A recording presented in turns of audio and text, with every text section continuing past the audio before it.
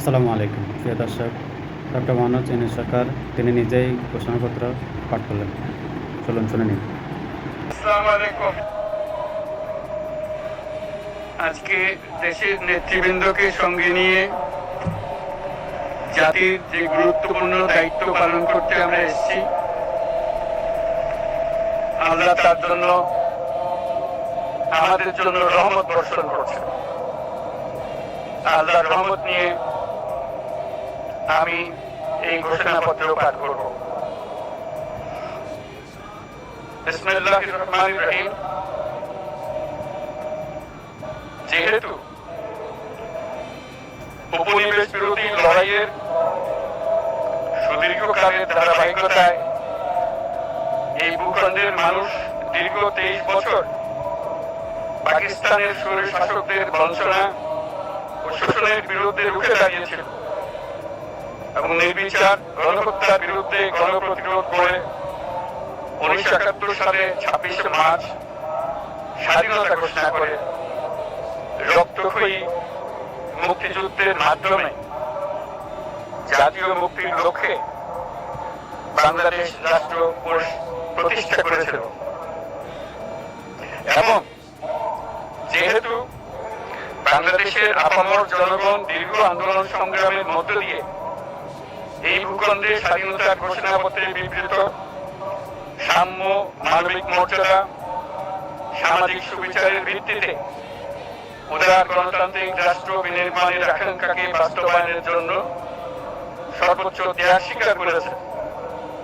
এবং যেহেতু স্বাধীন বাংলাদেশের 1972 সালের সংবিধান প্রণয়ন পদ্ধতি এর কাঠামোগত দুর্বলতা ও অপপ্রয়োগের ফলে স্বাধীনতা পরবর্তী আওয়ামী লীগ সরকার মুক্তিযুদ্ধে জনআকাঙ্ক্ষা পূরণে ব্যর্থ হয়েছিল এবং গণতন্ত্র ও রাষ্ট্রীয় প্রতিষ্ঠানগুলোর কার্যকারিতা ক্ষুণ্ণ করেছিল।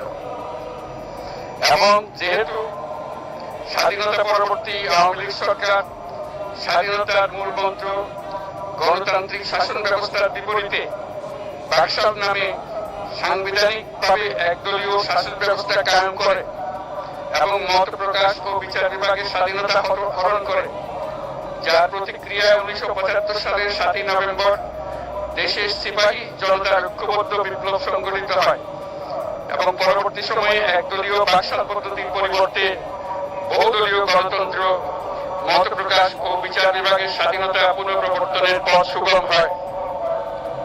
এবং যেহেতু 80-র দশকে সামরিক স্বৈরশাসনের বিরুদ্ধে দীর্ঘ 9 বছর ছাত্র জনতার অবিরাম সংগ্রামের মধ্য দিয়ে 1990 সালে গণ-অভ্যুত্থান সংগঠিত হয় এবং 91 সালে পুনরায় সংসদীয় গণতান্ত্রিক শাসন ব্যবস্থার প্রবর্তন করা হয়।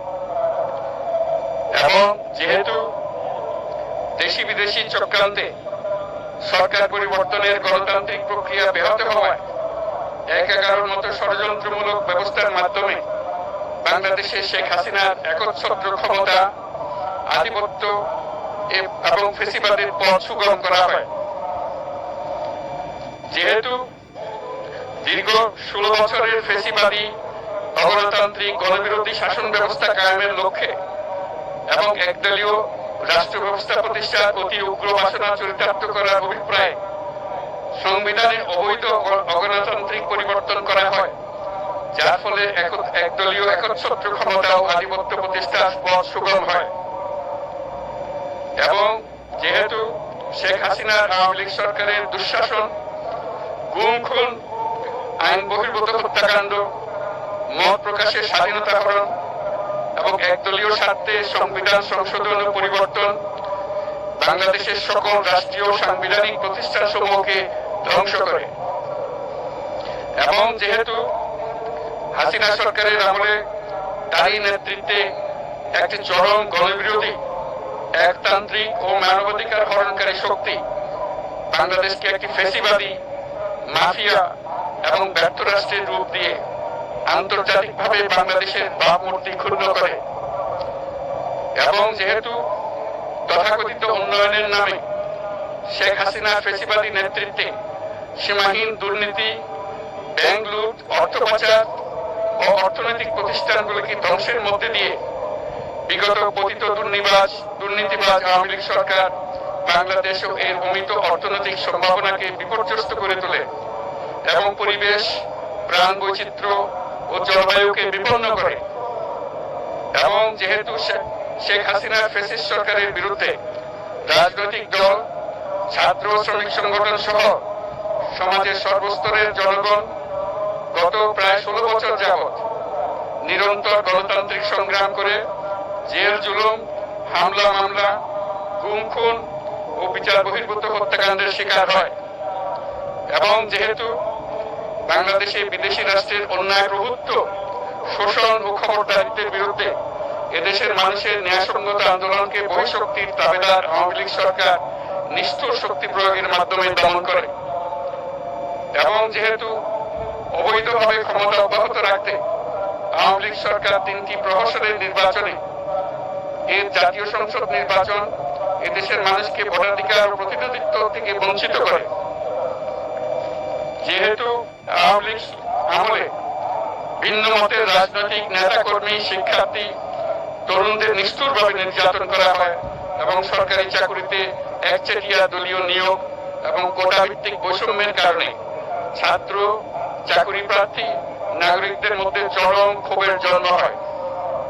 এবং যেহেতু বিরোধী রাজনৈতিক দল সংগঠনের উপর চরম নিপীড়নের ফলে দীর্ঘদিন ধরে জনরোষের সৃষ্টি হয় এবং জনগণ সকল বৈধ প্রক্রিয়া অবলম্বন করে ফ্যাসিবাদ বিরোধী লড়াই চালিয়ে যায়। এবং যেহেতু সরকারি চাকরিতে বৈষম্যমূলক কোটা ব্যবস্থা বিলোপ ও দুর্নীতি প্রতিরোধে বৈষম্য বিরোধী ছাত্র আন্দোলন চলাকালে আওয়ামী লীগ সরকার কর্তৃক ব্যাপক দমন পীড়ন, বর্বর অত্যাচার, মানবতা বিরোধী হত্যাকাণ্ড চালানো হয়, যার ফলে সারা দেশে দলমত নির্বিশেষে ছাত্র জনতার উত্তাল গণবিক্ষোভ, গণ অভ্যুত্থানের রূপ নেয়।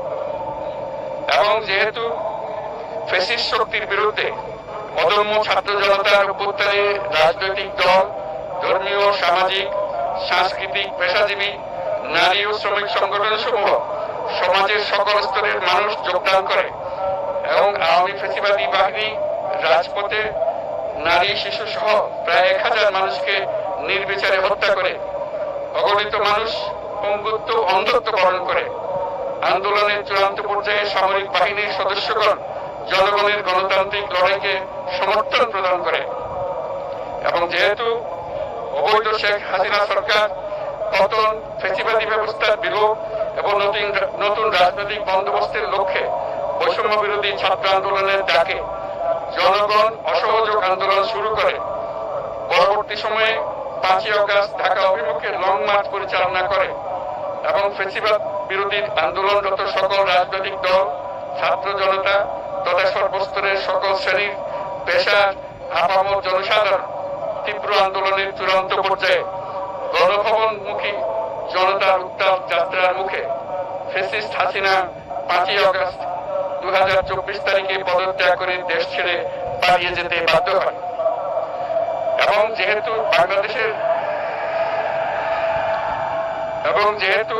বাংলাদেশের রাজনৈতিক ও সাংবিধানিক সংকট মোকাবেলায় গণ অভ্যুত্থানের মধ্য দিয়ে ব্যক্ত জনগণের সার্বভৌমত্বের প্রত্যয় ও প্রয়োগ রাজনৈতিক ও আইনি উভয় দিক থেকে যুক্তিসঙ্গত, বৈধ ও আন্তর্জাতিকভাবে স্বীকৃত।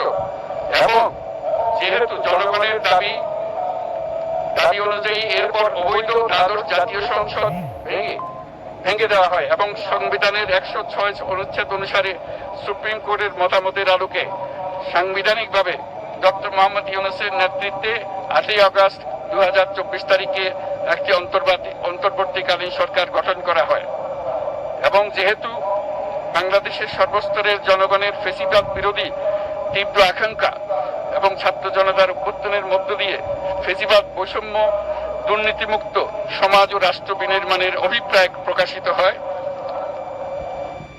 সেই হেতু বাংলাদেশের জনগণ সুশাসন ও সুষ্ঠু নির্বাচন, ফ্যাসিবাদী শাসনের পুনরাবৃত্তি রোধ, আইনের শাসন, অর্থনৈতিক ও সামাজিক ন্যায় বিচার নিশ্চিত করার লক্ষ্যে নিয়মতান্ত্রিক উপায়ে বিদ্যমান সংবিধান ও সকল রাষ্ট্রীয় সাংবিধানিক প্রতিষ্ঠানের গণতান্ত্রিক সংস্কার সাধনের অভিপ্রায় ব্যক্ত করে এবং সেহেতু বাংলাদেশের জনগণ বিগত 16 বছরের দীর্ঘ ফ্যাসিবাদ বিরোধী আন্দোলন সংগ্রামকালে এবং 2024 সালের জুলাই গণঅভ্যুত্থানকালীন সময়ে ফ্যাসিস্ট আওয়ামী লীগ সরকার কর্তৃক সংগঠিত গুম-খুন, হত্যা, গণহত্যা, মানবাধিকার বিরোধী অপরাধ ও সকল ধরনের নির্যাতন, নিপীড়ন ও রাষ্ট্রীয় সম্পত্তি লুণ্ঠনের অপরাধ সমূহের দ্রুত উপযুক্ত বিচারের দৃঢ় অভিপ্রায় ব্যক্ত করছে। সেহেতু বাংলাদেশের জনগণ জুলাই জনগণের সকল শহীদদের জাতীয় বীর হিসেবে ঘোষণা করে শহীদদের পরিবার, আহত যোদ্ধা এবং আন্দোলনকারী ছাত্র জনতাকে প্রয়োজনীয় সকল আইনি সুরক্ষা দেওয়ার অভিপ্রায় ব্যক্ত করেছে এবং সেহেতু বাংলাদেশের জনগণ যুক্তিসঙ্গত সময়ে আয়োজিতব্য অবাধ ও সুষ্ঠু ও নিরপেক্ষ একটি নির্বাচনের মাধ্যমে গঠিত জাতীয় সংসদে প্রতিষ্ঠিত প্রয়োজনীয় সাংবিধানিক সংস্কারের মাধ্যমে দেশের মানুষের প্রত্যাশা, বিশেষত তরুণ প্রজন্মের আকাঙ্ক্ষা অনুযায়ী আইনের শাসন ও মানবাধিকার, দুর্নীতি, শোষণমুক্ত, বৈষম্যহীন ও মূল্যবোধ সম্পন্ন সমাজ এবং গণতান্ত্রিক রাষ্ট্র ব্যবস্থা প্রতিষ্ঠার অভিপ্রায় ব্যক্ত করেছে এবং সেহেতু বাংলাদেশের জনগণ এই প্রত্যাশা ব্যক্ত করছে যে একটি পরিবেশ ও জলবায়ু সহিষ্ণু, অন্তর্ভুক্তিমূলক, টেকসই উন্নয়ন কৌশলের মাধ্যমে বর্তমান ও ভবিষ্যৎ প্রজন্মের অধিকার সংরক্ষিত হবে এবং সেহেতু বাংলাদেশের জনগণ এই অভিপ্রায় ব্যক্ত করছে যে ছাত্র গণঅভ্যুত্থানের 2024-এর উপযুক্ত রাষ্ট্রীয় সাংবিধানিক স্বীকৃতি প্রদান করা হবে এবং পরবর্তী নির্বাচনে নির্বাচিত সরকারের সংস্কারকৃত সংবিধানের তফসিলে এই ঘোষণাপত্র সন্নিবেশিত করা হবে এবং 5ই আগস্ট 2024 সালে গণঅভ্যুত্থানে বিজয়ী বাংলাদেশের জনগণের আকাঙ্ক্ষার প্রতিফলন হিসেবে এই ঘোষণা প্রণয়ন করা হলো।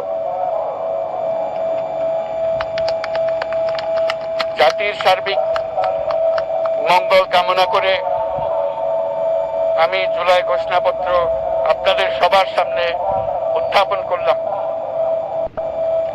আল্লাহ সকলের জন্য মঙ্গল দান করুন, জাতির জন্য মঙ্গল নিয়ে আসুক।